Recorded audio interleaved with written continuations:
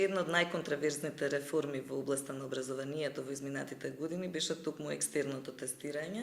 Она што се обидовме ние да направиме 5 години подоцна е да направиме една проценка за ефектите од политиката на екстерното тестирање, односно дали таа ги остварила целите. Пред се дали со воведувањето на екстерното тестирање се подобрила објективноста на оценувањето кај наставниците и вториот сегмент дали екстерното тестирање навистина придонесува кон подобрување на квалитетот на образованието.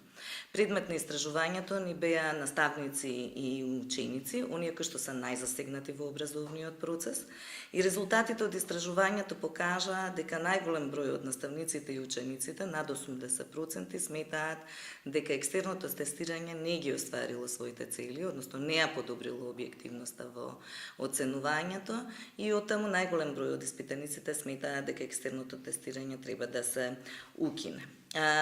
Она што е карактеристично е дека и наставниците и учениците велат во однос на објективноста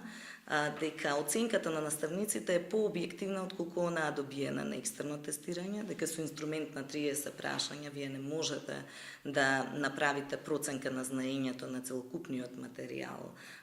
во текот на целата година. Воедно и наставниците и учениците се согласуваат дека за време на екстерното тестирање има и препишување и подкажување, што од друга страна повторно не говори за објективноста на оценката, и конечно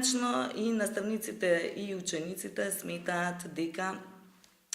оценката на наставникот, реков, подобро ја одразува вкупната оценка во процесот. Сепак истражувањето во другите земји покажува дека неопходно е да го подобруваме квалитетот на образованието и неопходно е да имаме некаков тип на екстерна евалуација. И оттаму нашите заклучоци одат во насока на тоа дека екстерното тестирање треба целосно да се редефинира.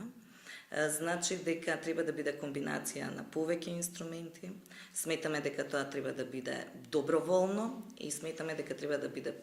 повремено, како еден вид на надпревар помеѓу училиштата во еден конструктивен, да речам, дух. Понатаму сметаме дека комбинација на повеќе инструменти е многу важна за да се добие некаков реален приказ во оценувањето, и сметаме дека ваквите реформи во образованието исто така имаат еден друг императив,